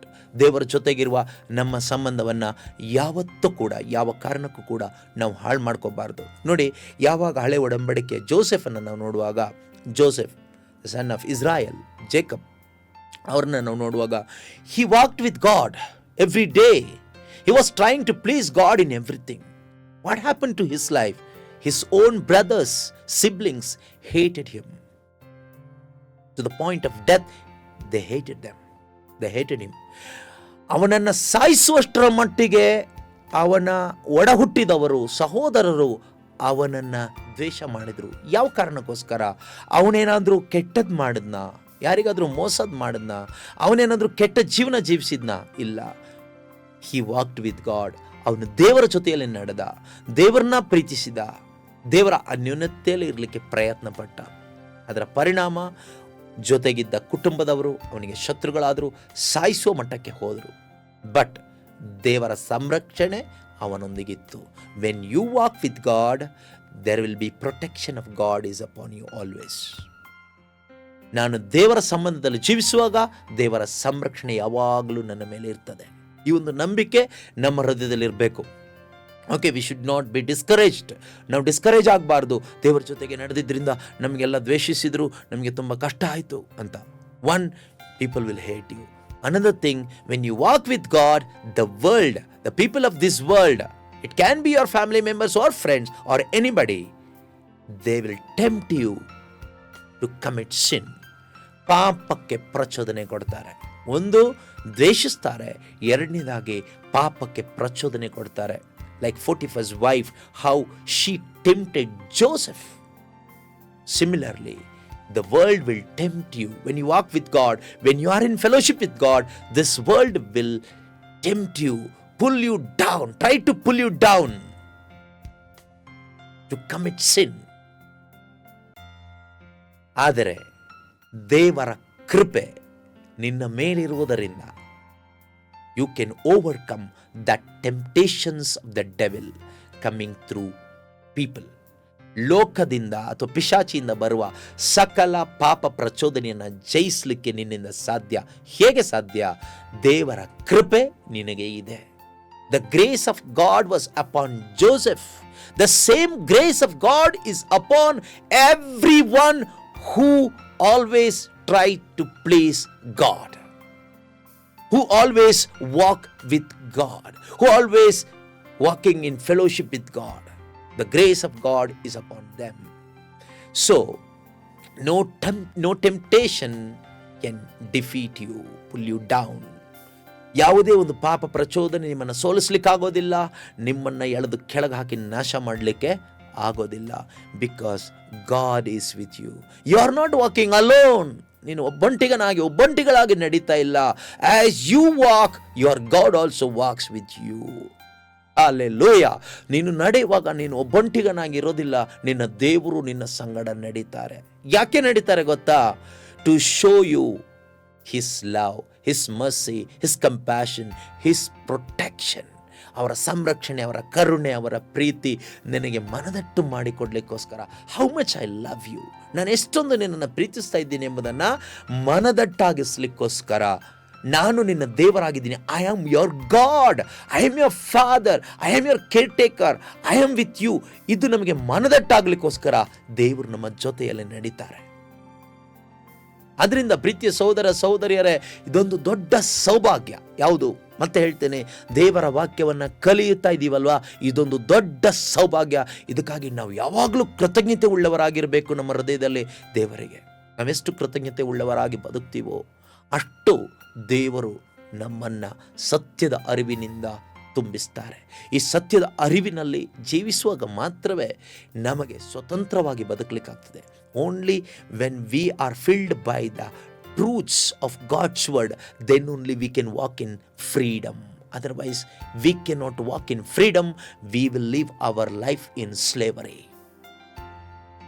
So knowing the truth is very, very important, and we should be thankful to God always for teaching us the truths of the gospel. ಪ್ರತಿದಿನ ದೇವರು ನಮಗೆ ಶುಭ ಸಂದೇಶದ ಸತ್ಯಾರ್ಥಗಳನ್ನು ತಿಳಿಸಿಕೊಡುವುದಕ್ಕೋಸ್ಕರ ನಾವು ದೇವರಿಗೆ ಕೃತಜ್ಞತೆ ಉಳ್ಳವರಾಗಬೇಕು. ಒಂದ್ಸಾರಿ ನಾವೆಲ್ಲರೂ ಇದಕ್ಕಾಗಿ ದೇವರಿಗೆ thanks ಹೇಳೋಣವಾ? Thank you, Jesus. Praise you, Jesus. Hallelujah. Thank you, Holy Spirit, for teaching us the truths of the gospel. ಯೇಸುವೆ ಸ್ತೋತ್ರ, ಪರಿಶುದ್ಧಾತ್ಮರೇ ಸ್ತೋತ್ರ. ಶುಭ ಸಂದೇಶದ ಸತ್ಯಾರ್ಥಗಳನ್ನು ನಮಗೆ ಅರ್ಥವಾಗುವ ರೀತಿಯಲ್ಲಿ, ನಮ್ಮ ಜೀವನಕ್ಕೆ ಅಳವಡಿಸಿಕೊಳ್ಳಲು ಸಾಧ್ಯವಾಗುವ ರೀತಿಯಲ್ಲಿ ನಮಗೆ ಮನದಟ್ಟು ಮಾಡಿಕೊಡುತ್ತಿರುವುದಕ್ಕಾಗಿ ಸ್ತೋತ್ರ. Thank you Lord. Thank you Holy Spirit. ಎಲ್ಲ ನಿಮ್ಮ ಕರುಣೆ, ನಿಮ್ಮ ಕೃಪೆ ಮಾತ್ರವಾಗಿದೆ. ಎಲ್ಲ ಘನಮಾನ, ಗೌರವ, ಸ್ತುತಿ, ಸ್ತೋತ್ರ, ಆರಾಧನೆ ತ್ರಿಯೇಕ ದೇವರಿಗೆ ಮಾತ್ರ ಸಲ್ಲಲಿ. Amen. Thank you Jesus. Praise you Jesus. Hallelujah. Okay, continue. ಇಲ್ಲಿಗೆ ನಿಲ್ಲಿಸ್ತಾ ಇಲ್ಲ, ಇನ್ನೂ ಸ್ವಲ್ಪ ಕಂಟಿನ್ಯೂ ಮಾಡಿ ಆಮೇಲೆ ನಿಲ್ಲಿಸೋಣ. ದೇವರ ಜೊತೆಯಲ್ಲಿ ನಡೆಯುವಾಗ ಪ್ರೀತಿಯ ಸಹೋದರ ಸಹೋದರಿಯರೇ, ನಮ್ಮ ಜೀವಿತದಲ್ಲಿ ಸ್ಯಾಟಿಸ್ಫ್ಯಾಕ್ಷನ್ ಇರುತ್ತೆ. Joseph was satisfied in his life because he was walking with God. Hanok was satisfied in his life because he walked with God. David was satisfied in his life because he walked with God. Moses was satisfied in his life because he walked with God. ದೇವರ ಜೊತೆಯಲ್ಲಿ ಯಾರೆಲ್ಲ ನಡೆದಿದ್ದೀರೋ, ದಾವಿದ ಇರ್ಬೋದು, ಮೋಶೆ ಇರ್ಬೋದು, Joseph ಇರ್ಬೋದು, ಹಳೆ ಒಡಂಬಡಿಕೆ ನಮ್ಮ ಪೂರ್ವಜರು ಯಾರೇ ಇರ್ಬೋದು, ಪ್ರೇಷಿತರು, ಈಗಿನ ವಿಶ್ವಾಸಿಗಳು, ಹಿಂದೆ ಇದ್ದಂಥ ವಿಶ್ವಾಸಿಗಳು, ದೇವರ ಜೊತೆ ನಡೆದಂಥವರು ಸಂತೃಪ್ತಿ ಉಳ್ಳವರಾಗಿದ್ದರು. ಪ್ರೀತಿಯ ಸಹೋದರ ಸಹೋದರಿಯರೇ, ಈ ಎಲ್ಲ ಉದಾಹರಣೆಗಳನ್ನು ನಮ್ಮ ಮನಸ್ಸಿನಲ್ಲಿ ಇಟ್ಕೊಂಡು ನಾವು ಕೂಡ ದೇವರ ಜೊತೆಯಲ್ಲಿ, ದೇವರು ಹೇಳಿಕೊಟ್ಟ ರೀತಿಯಲ್ಲಿ ದೇವರ ಜೊತೆಯಲ್ಲಿ ನಾವು ನಡೀಲಿಕ್ಕೆ ಹೆಜ್ಜೆ ಇಡಬೇಕು. ಹೆಜ್ಜೆ ಯಾರು ಇಡಬೇಕು? ನಾವೇ ಇಡಬೇಕು. ಹೆಜ್ಜೆ ಇಡೋದು ಹೇಗೆ? ಒಂದು ಪಾಯಿಂಟ್ ನಾನು ಹೇಳ್ಕೊಟ್ಟೆ. ಹೇಗೆ ಹೆಜ್ಜೆ ಇಡೋದು? ದೇವರ ವಾಕ್ಯದ ಪ್ರಕಾರ ದೇವರಿಗೆ ಮೆಚ್ಚುಗೆ ಆಗುವ ಹಾಗೆ ತೀರ್ಮಾನಗಳನ್ನು ಮಾಡೋದು. Making decision based on God's word. ದೇವರ ವಾಕ್ಯದ ಆಧಾರದಲ್ಲಿ ತೀರ್ಮಾನಗಳನ್ನು ಮಾಡೋದ್ರ ಮುಖಾಂತರ ನಾವು ಏನು ಮಾಡ್ತೀವಿ? ದೇವರ ಜೊತೆಯಲ್ಲಿ ನಡಿಲಿಕ್ಕೆ ಸಾಧ್ಯವಾಗ್ತದೆ. ಇನ್ನೊಂದು, ಸಂತ ಪೌಲರು ಗಲಾತ್ಯದವರಿಗೆ ಬರೆದ ಪತ್ರಿಕೆ ಅಧ್ಯಾಯ 5 ವಾಕ್ಯ 16ರಲ್ಲಿ ನಾವು ನೋಡ್ತೀವಿ. ಗಲೇಷಿಯನ್ಸ್ 5:16. ಹಾಗೆ ಅಲ್ಲಿ ನಾವು ನೋಡ್ತೀವಿ, ನೀವು ಪವಿತ್ರಾತ್ಮನು ಕೊಡುವ ಪ್ರೇರಣೆಗೆ ಅನುಸಾರವಾಗಿ ನಡೆದುಕೊಳ್ಳಬೇಕು, ಆಗ ನೀವು ಶರೀರ ಸ್ವಭಾವಕ್ಕೆ ಒಳಗಾಗಲಾರಿರಿ. ಅದರ ಅರ್ಥ ಏನು? ನಮ್ಮಲ್ಲಿ ಪರಿಶುದ್ಧಾತ್ಮರಿದ್ದಾರೆ. ಪರಿಶುದ್ಧಾತ್ಮರೇ ನಮ್ಮಲ್ಲಿ ಏನು ಮಾಡ್ತಾರೆ? ನಮ್ಮಲ್ಲಿ ಸತ್ಪ್ರೇರಣೆಯನ್ನು ಕೊಡ್ತಾರೆ. ಯಾಕೆ ಪ್ರೇರಣೆ ಕೊಡೋದು? ಯಾಕೆ ಅಂದರೆ ದೇವರ ದಾರಿಯಲ್ಲಿ ನಡಿಲಿಕ್ಕೆ, ಬೇರೆ ಪ್ರೇರಣೆ ಅಲ್ಲ. ದೇವರ ದಾರಿಯಲ್ಲಿ, ದೇವರ ಅನ್ಯೋನ್ಯತೆಯಲ್ಲಿ ನಡಿಲಿಕ್ಕೆ ನಮಗೆ ದೇವರು ನಮ್ಮ ಒಳಗಡೆ ಇದ್ದು ನಮಗೆ ಸತ್ಪ್ರೇರಣೆಯನ್ನು ಕೊಡ್ತಾರೆ. ಸತ್ಪ್ರೇರಣೆಯನ್ನು ಕೊಡೋದು ಮಾತ್ರ ಅಲ್ಲ, ಸತ್ಫಲವನ್ನು ಅವರೇ ಕೊಡ್ತಾರೆ. ಓಕೆನಾ? ಪ್ರೇರಣೆ ಕೊಟ್ಟ ದೇವರು ಅದಕ್ಕೆ ತಕ್ಕ ಫಲವನ್ನು ಕೂಡ ಅವರು ಕೊಡ್ತಾರೆ. ಆ ಫಲ ಯಾವಾಗ ಸಿಗುತ್ತೆ ನಮ್ಮ ಜೀವಿತದಲ್ಲಿ? ಅವರು ಕೊಡೋ ಪ್ರೇರಣೆಯನ್ನು, when we take that inspiration, the thought which is given by the Holy Spirit, we will receive the blessing of God. Okay, ನಾವು ಯಾವಾಗ ಪರಿಶುದ್ಧಾತ್ಮನ ಕೊಡುವ ಆಲೋಚನೆಯನ್ನು ತೆಗೆದುಕೊಂಡು ನಾವು ಮುಂದಕ್ಕೆ ನಡೀತೀವಲ್ವಾ, ಆಲೋಚನೆ ಕೊಡ್ತಾನೆ ಇರ್ತಾರೆ. ಯಾರೆಲ್ಲ ಬಾರ್ನ್ ಅಗೇನ್ ಆಗಿದ್ದೀರೋ ಅಥವಾ ಬಾರ್ನ್ ಅಗೇನ್ ಆಗದೇ ಇದ್ದವರು ಇದ್ದೀರೋ, ಖಂಡಿತವಾಗಲೂ ಪರಿಶುದ್ಧಾತ್ಮರು ನಮಗೆ ಪ್ರೇರಣೆ ಕೊಡ್ತಾರೆ, either from inside or from outside. God loves every one. ದೇವರೆಲ್ಲರನ್ನು ಪ್ರೀತಿಸ್ತಾರೆ. So he gives us inspiration from inside and outside also. ಪರಿಶುದ್ಧಾತ್ಮ ನಮಗೆ ಪ್ರೇರಣೆ ಕೊಡ್ತಾರೆ. ಆ ಪ್ರೇರಣೆಗೆ ಅನುಸಾರವಾಗಿ ನಾವು ನಡೆಯುವಾಗ, ಜೀವಿಸುವಾಗ, we walk with God, we walk in fellowship with God. ನಾವು ದೇವರ ಒಂದು ಅನ್ಯೋನ್ಯತೆಯಲ್ಲಿ ನಡೀತೀವಿ, ದೇವರ ಸಂಬಂಧದಲ್ಲಿ ನಡೀತೀವಿ. ಯಾವಾಗ? ಪರಿಶುದ್ಧಾತ್ಮನು ಒಳಗಿಂದ ಕೊಡುವ ಆ ಪ್ರೇರಣೆಗೆ ಅನುಸಾರವಾಗಿ ನಾವು ಜೀವಿಸುವಾಗ, ನಡೆಯುವಾಗ. ಒಂದು ಬೆನಿಫಿಟ್ ಅದು. ಒಂದು, ನಾವು ನಮ್ಮಲ್ಲಿ ಯೇಸುವಿನ ಸ್ವಭಾವ ಬರುತ್ತೆ, ನಮಗೆ ದೇವರ ಆಶೀರ್ವಾದ ಸಿಗುತ್ತೆ, ಅದು ಒಂದು ಬೆನಿಫಿಟ್. ಆದರೆ ಇನ್ನೊಂದು ಬೆನಿಫಿಟ್ ಏನು ಗೊತ್ತಾ? ದೊಡ್ಡ benefit. We will not gratify the desires of the flesh or the world. ನಾವು ನಮ್ಮ ಶರೀರದ ಇಚ್ಛೆ ಅಥವಾ ದುರಿಚ್ಛೆಗಳನ್ನು ನೆರವೇರಿಸುವುದಿಲ್ಲ. ಲೋಕದ ಇಷ್ಟವನ್ನು ನಾವು ನೆರವೇರಿಸುವರಾಗುವುದಿಲ್ಲ. ಯಾವಾಗ? ಪವಿತ್ರಾತ್ಮ ಕೊಡುವ ಪ್ರೇರಣೆಯಲ್ಲಿ ನಾವು ಜೀವಿಸುವಾಗ. That is why world hates you when you walk with God. ಆ ಕಾರಣಕ್ಕೋಸ್ಕರನೇ ನಾವು ದೇವರ ಜೊತೆಯಲ್ಲಿ ನಡೆಯುವಾಗ ಲೋಕ ನಮ್ಮನ್ನು ದ್ವೇಷ ಮಾಡೋದು. ಏನು ನನ್ನ ಇಚ್ಛೆ ಇವರು ಈಡೇರಿಸ್ತಾ ಇಲ್ಲ, ನನ್ನ ಆಸೆ ಇವರು ಈಡೇರಿಸ್ತಾ ಇಲ್ಲ, ಇದೆಲ್ಲ ಬರುತ್ತೆ. ಯಾವಾಗ? ನೀನು ದೇವರ ಇಚ್ಛೆ ಈಡೇರಿಸ್ತಾ ಪರಿಶುದ್ಧಾತ್ಮನ ಪ್ರೇರಣೆಗೆ ಅನುಸಾರವಾಗಿ ಹೋಗುವಾಗ. ಸ್ವಾರ್ಥ ತುಂಬಿದ ಮನುಷ್ಯರ ಮುಖಾಂತರ ನಮಗೆ ವಿರೋಧಗಳು ಬರ್ತದೆ. ಆಗ ನಾವೇನು ಮಾಡಬೇಕು? What must we do then? We should keep quiet and pray and praise God. ಶಾಂತವಾಗಿದ್ದು ಪ್ರಾರ್ಥಿಸಿರಿ, ದೇವರಿಗೆ ಸ್ತೋತ್ರ ಮಾಡಿ, ಅಷ್ಟೇ. ಬೇರೆ ಏನು ಮಾಡಲಿಕ್ಕಿಲ್ಲ. ಬಾಕಿ ಕೆಲಸ ದೇವರೇ ಮಾಡ್ತಾರೆ. ದೇವರಿಗೆ ಅವಕಾಶ ಮಾಡಿ ಕೊಡೋಣ ನಮ್ಮ ಜೀವನದಲ್ಲಿ ಕಾರ್ಯ ಮಾಡಲಿಕ್ಕೆ. ದೇವರು ಕಾರ್ಯ ಮಾಡ್ತಾರೆ. ಕೆಲವೊಮ್ಮೆ ನಾವೇ ದೇವರಾಗ್ಲಿಕ್ಕೆ ಹೋಗ್ತೀವಿ, ಎಲ್ಲ ನಾವೇ ಮಾಡಿಬಿಡ್ತೀವಿ. ಪ್ರಾರ್ಥನೆಯನ್ನು ನಾವೇ ಮಾಡ್ತೀವಿ, ಪ್ರಾರ್ಥನೆ ಆದಮೇಲೆ ಏನು ಕಾರ್ಯ ಮಾಡಬೇಕು ಅದನ್ನು ನಾವೇ ಮಾಡ್ತೀವಿ, ಎಲ್ಲ ನಾವೇ ಮಾಡ್ತೀವಿ. ಆಮೇಲೆ ಕ್ವಶ್ಚನ್ ಹಾಕೊಂಡು ಕೂತ್ಕೊಳ್ತೀವಿ, ನಾವು ಪ್ರಾರ್ಥನೆ ಮಾಡಿ ಇದನ್ನು ಮಾಡಿದ್ವಿ, ಯಾಕೆ ಹೀಗಾಯಿತು ಅಂದರೆ ದೇವರು ನಿನಗೆ ಪ್ರೇರಣೆ ಕೊಟ್ಟಿಲ್ಲ. ನೀನು ದೇವರ ಜೊತೆಗೆ ನಡೆದು ದೇವರ ಸಂಬಂಧದಲ್ಲಿದ್ದು ಮಾಡಲಿಲ್ಲ. ನೀನು ಪ್ರಾರ್ಥನೆ ಮಾಡಿದೆ ನಿಜ, ಆಮೇಲೆ ನಿನ್ನ ಪ್ರಕಾರ ನೀನು ಮಾಡ್ಕೊಂಡು ಹೋದೆ. ಅದರಿಂದ ಏನಾದೆ? ನಿರಾಶೆಗೊಳಗಾದೆ, ಸೋತು ಹೋದೆ, ಮೋಸ ಹೋದೆ, ಅನೇಕ ದುಃಖಕ್ಕೆ ಕಾರಣವಾಯಿತು. ಇಂದು ಮಾನಸಾಂತರ ಪಡೋಣ, ಒಳ್ಳೆಯ ಒಂದು ತೀರ್ಮಾನ ಮಾಡೋಣ. ದೇವರ ಜೊತೆಯಲ್ಲಿ ನಡೆಯುವ ಒಂದು ತೀರ್ಮಾನ, ಮನಸ್ಸನ್ನು ನವೀಕರಿಸಿಕೊಳ್ಳುವುದರ ಮುಖಾಂತರ ದೇವರ ಜೊತೆಯಲ್ಲಿ ದೇವರ ಆತ್ಮನ ಕೊಡುವ ಪ್ರೇರಣೆಗೆ ಅನುಸಾರವಾಗಿ ಜೀವಿಸುವ ಒಂದು ಒಳ್ಳೆ ಡಿಸಿಷನ್ ಮಾಡೋಣ. ಆಲ್ರೆಡಿ ನಮ್ಮಲ್ಲಿ ಅನೇಕರು ಡಿಸಿಷನ್ ಮಾಡಿದ್ದೀರಿ, ನಡೀತಾ ಇದ್ದೀರಿ, ಫಲ ನೋಡ್ತಾ ಇದ್ದೀರಿ. 30ರಷ್ಟು ಇರ್ಬೋದು. ಈ ಒಂದು ಬೋಧನೆ ಕೇಳಿಸ್ಕೊಂಡು ಅದು ಇನ್ನೂ ಅಧಿಕವಾಗಲಿ, 60ರಷ್ಟಾಗಲಿ, ಮುಂದಿನ ದಿವಸಗಳಲ್ಲಿ ಇನ್ನೂ ಅಧಿಕವಾಗಲಿ. ಒಂದು ವೇಳೆ ದೇವರ ಜೊತೆಯಲ್ಲಿ ನಡೆಯುವ ಜೀವಿತದಿಂದ ಹಿಂಜಾರಿ ಹೋಗಿದ್ರೆ, ಹಿಂದಕ್ಕೇನಾದರೂ ಹೋಗಿದ್ರೆ, ಇದೊಂದು ಸಮಯ. ದೇವರು ನಮಗೆ ಉಪದೇಶದ ಮುಖಾಂತರವಾಗಿ ಅವಕಾಶ ಕೊಡ್ತಾ ಇದ್ದಾರೆ. Come back, return. ಓಕೆ, ಒಂದು U turn, complete U turn. ತೆಗೆದುಕೊಳ್ಳಿಕ್ಕೆ ಒಂದು ಅವಕಾಶವನ್ನು ದೇವರು ನಮಗೆ ಮತ್ತೆ ಕೊಡ್ತಾ ಇದ್ದಾರೆ. ಈ ಚಾನ್ಸ್ ನನ್ನ ಜೀವನದ ಕೊನೆಯ ಚಾನ್ಸ್ ಅಂತ ತೆಗೆದುಕೊಂಡು ನೀವು ಮನಸ್ಸಾಂತರ ಪಡಿ. ಇನ್ನೊಂದು ಚಾನ್ಸ್ ಸಿಗಬಹುದು, ನೆಕ್ಸ್ಟ್ ನೋಡೋಣ, ಅದು ಸೈತಾನನ ವಂಚನೆ ಆಗಿದೆ.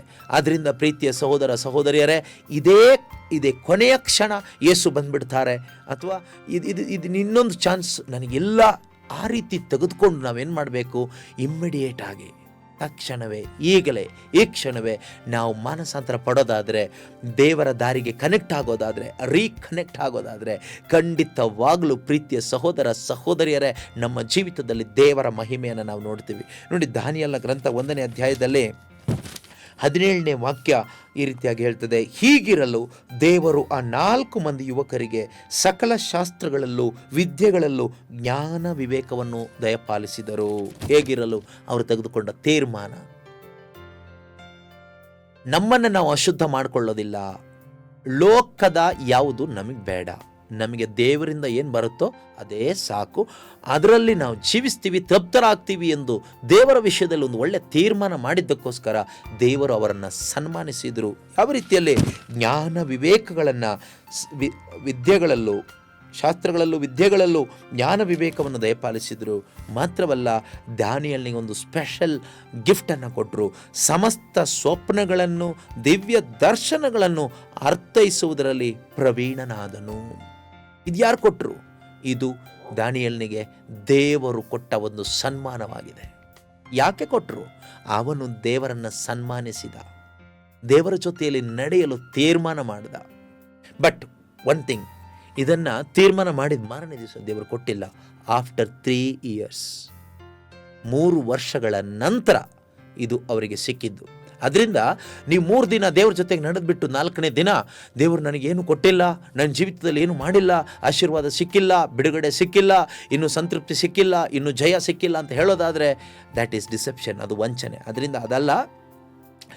Word of god is the guarantee. Okay, word of god is the 100% guarantee. ನಮ್ಮ ಜೀವಿತದಲ್ಲಿ ದೇವರ ಮಹಿಮೆಯನ್ನು ನಾವು ನೋಡ್ತೀವಿ. ನಮ್ಮ ಕುಟುಂಬದಲ್ಲಿ ದೇವರ ಮಹಿಮೆಯನ್ನು ನಾವು ನೋಡ್ತೀವಿ. ನಮ್ಮ ಮಿನಿಸ್ಟ್ರಿಯಲ್ಲಿ, ನಮ್ಮ ಸಭೆಯಲ್ಲಿ, ನಮ್ಮ ಪ್ರಾರ್ಥನಾ ತಂಡದಲ್ಲಿ, ನಮ್ಮ ಕೆಲಸ ಕಾರ್ಯಗಳಲ್ಲಿ, ನಮ್ಮ ಸಂಗಾತಿಯಲ್ಲಿ, ಮಕ್ಕಳಲ್ಲಿ, ಕುಟುಂಬ ಸದಸ್ಯರಲ್ಲಿ ದೇವರ ಮಹಿಮೆಯನ್ನು ನೋಡ್ತೀವಿ. ಈ ಒಂದು ಈ ಒಂದು ಆಲೋಚನೆ ಓಕೆ ನಮ್ಮ ಒಳಗಡೆ ಇರಲಿ.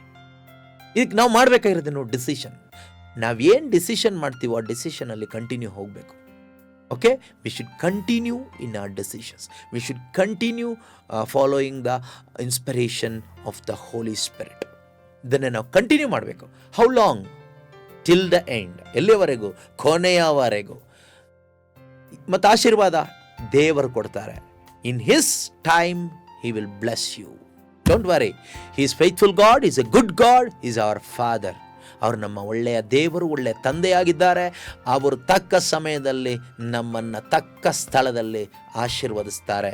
ಆದ್ದರಿಂದ ಚಿಂತೆ ಮಾಡಬೇಡಿ. God is good all the time. ದೇವರು ಒಳ್ಳೆಯವರು ಎಲ್ಲ ಸಮಯದಲ್ಲೂ ಕೂಡ. ನಂಬಿಕೆಯಿಂದ ನಮ್ಮ ಜೀವನವನ್ನು ನಾವು ಜೀವಿಸೋಣ. ದೇವರಿಗೆ ಕೃತಜ್ಞತೆಯನ್ನು ಸಲ್ಲಿಸೋಣ, ಪ್ರಾರ್ಥಿಸೋಣ. ಪ್ರೀತಿಮಯ ತಂದೆಯಾದ ದೇವರೇ, ನಿಮ್ಮ ಕರುಣೆಗಾಗಿ, ಕೃಪೆಗಾಗಿ ಸ್ತೋತ್ರ. ಈ ದಿನ ನಿಮ್ಮ ವಾಕ್ಯದ ಮುಖಾಂತರ ನಮ್ಮ ಮನಸ್ಸನ್ನು ನವೀಕರಿಸಿದ್ದಕ್ಕಾಗಿ ಸ್ತೋತ್ರ. ಪವಿತ್ರಾತ್ಮರೇ, ಕುಂದಿ ಹೋಗಿದ್ದ ನಮ್ಮ ಆತ್ಮಿಕ ಜೀವಿತಗಳನ್ನು ನಿಮ್ಮ ವಾಕ್ಯದಿಂದ ಬಲಪಡಿಸಿದ್ದಕ್ಕಾಗಿ ಸ್ತೋತ್ರ. ಹೊಸ ಚೈತನ್ಯವನ್ನು ನಮ್ಮಲ್ಲಿ ತುಂಬಿಸಿದ್ದಕ್ಕಾಗಿ ಸ್ತೋತ್ರ. ಈ ಒಂದು ಸಮಯದಲ್ಲಿ ನೀವು ನಮ್ಮ ಹೃದಯದಲ್ಲಿ ತುಂಬಿಸಿರುವ ಈ ಆತ್ಮಿಕ ಸತ್ಯವನ್ನು ಅನೇಕರೊಂದಿಗೆ ಹಂಚಲು, ಅನೇಕರಿಗೆ ತಿಳಿಸಿಕೊಡಲು ಬೇಕಾದ ಜ್ಞಾನವನ್ನು, ಕೃಪೆಯನ್ನು ನಮ್ಮೆಲ್ಲರಿಗೂ ದಯಪಾಲಿಸಿರಿ ಅಪ್ಪ. ಪವಿತ್ರಾತ್ಮರೇ, ಅನೇಕ ಬಾರಿ ನೀವು ಕೊಟ್ಟ ಪ್ರೇರಣೆಗೆ ವಿರುದ್ಧವಾಗಿ ನಾನು ಹೋಗಿದ್ದೇನೆ. ನನ್ನನ್ನು ಕ್ಷಮಿಸಿರಿ. ಇನ್ನು ಮುಂದೆ ನಿಮ್ಮ ಪ್ರೇರಣೆಗನುಸಾರ ದೇವರಿಗೆ ಮೆಚ್ಚುಗೆ ಆಗುವ ಜೀವನವನ್ನು ಜೀವಿಸಲು ಬೇಕಾದ ಕೃಪೆಯಿಂದ ನಮ್ಮೊಬ್ಬೊಬ್ಬರನ್ನು ತುಂಬಿಸಿರಿ ಪರಿಶುದ್ಧಾತ್ಮರೇ. Thank you Jesus. Thank you Holy Spirit. Hallelujah, hallelujah, hallelujah. Yesu ಕ್ರಿಸ್ತರ ನಾಮದಲ್ಲಿ ಪ್ರಾರ್ಥಿಸುತ್ತಿದ್ದೇವೆ ತಂದೆಯೇ. Amen, amen.